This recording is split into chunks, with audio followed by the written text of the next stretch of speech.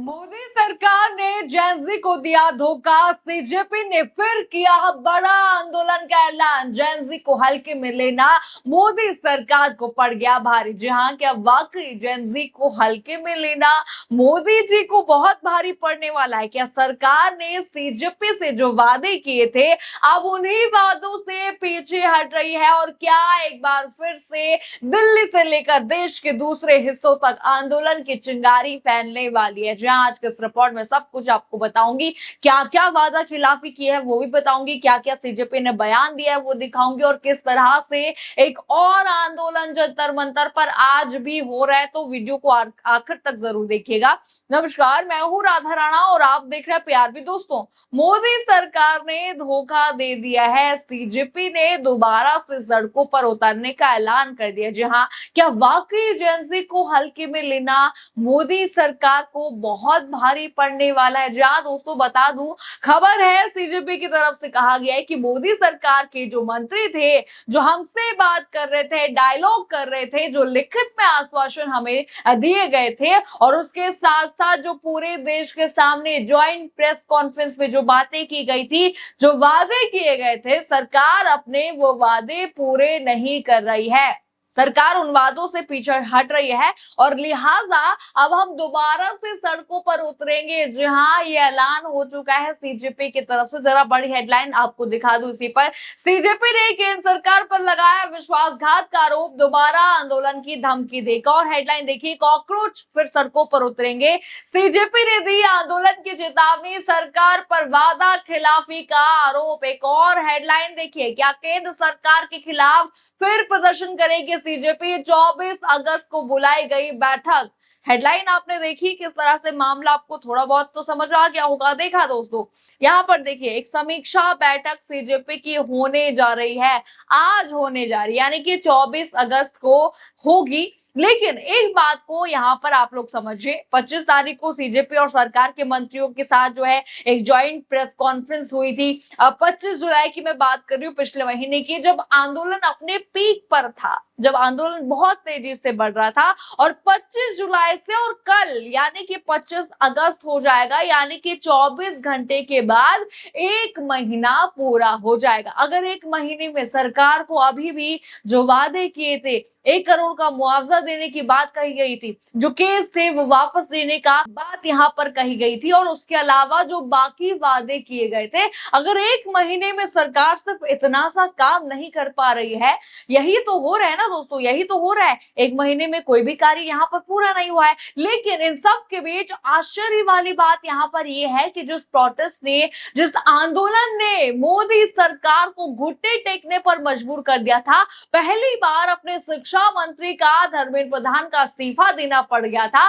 पहली बार नरेंद्र मोदी को अपने जीवन में पहली बार रात को 12 बजे उठ करके वर्टिकल मोड में इंस्टाग्राम पर वीडियो बनाना पड़ गया था। लेकिन अब भी तो वही हो रहा है, मामला फिर से हल्के में लिया जा रहा है। आपको यहाँ पर लग रहा था कि साहब ठीक है, ये बच्चे थे, ये चले गए हैं, आंदोलन अब खत्म हो चुका है, अब चले गए तो बात खत्म हो गई, रात गई सो बात गई, ऐसा यहाँ पर मोदी सरकार को अभी लग रहा था। लेकिन दोस्तों, वो भी सीजेपी है जिन्होंने पूरी सरकार हिला दी थी, नाक में दम करके रख गया था, फिर से आंदोलन ये करने जा रहे हैं, अब ऐसा कहा जा रहा है। चलिए दोस्तों, मामला शुरू हुआ है सीजेपी के बयान से। आपको बता दो, जब वो सुप्रीम कोर्ट पे सुनवाई के बाद क्या कुछ कह रहे हैं, पहले उनका, सौरभ दास है, पहले उनका बयान सुन लीजिए। दोस्तों, ये सरकार फिर से युवाओं के साथ बहुत बड़ा विश्वासघात करने जा रही है।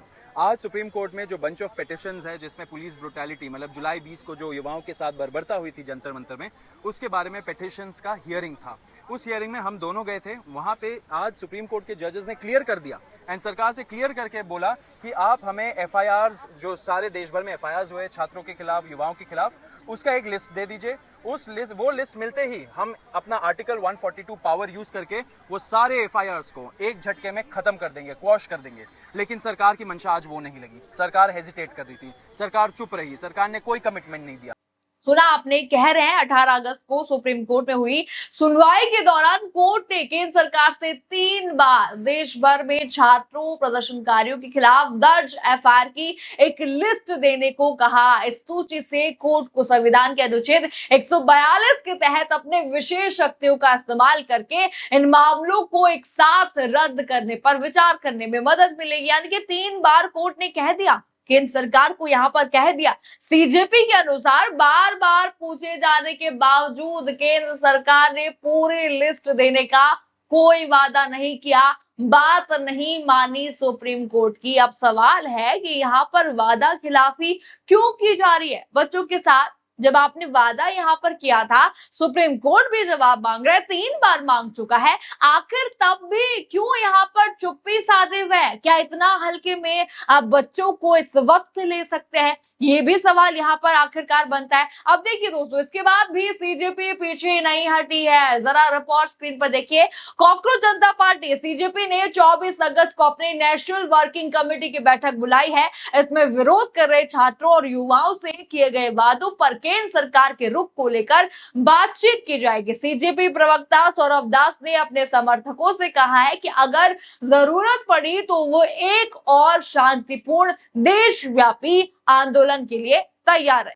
यहाँ पर रिपोर्ट आपने देखा, आखिरी लाइन आपने देखा, यानी उन्होंने साफ कहा है कि वो आंदोलन के लिए तैयार हैं अगर आप हमारे साथ वादा खिलाफी करते हैं। यानी भले ही ये मामला हल्के में मोदी सरकार ने लिया, यहाँ पर जा रहा हो, लेकिन सीजेपी आंदोलन के लिए तैयार है, वो करेगी भी, ऐसा कह रहे हैं। अब देखिए, एक और आंदोलन की तैयारी शुरू हो चुकी है, यानी आज ही उनकी मीटिंग भी है। लेकिन बता दूं, जंतर मंतर खाली नहीं है। ऐसा नहीं है कि वहां पर प्रोटेस्ट नहीं हो रहा है, भरा हुआ है, हजारों लोग हैं वहां पर। एक और आंदोलन चल रहा है जंतर मंतर पर, वो भी मोदी सरकार के अपने ही वोटर प्रोटेस्ट कर रहे हैं। जरा वीडियो वहां का देख लीजिए। 13 साल के बच्चे को लाठी मारा गया, मुझे यहाँ लाठी पड़ी है, मुझे क्यों लाठी पड़ी? एक 17 साल के बच्चे को लाठी क्यों पड़ी है?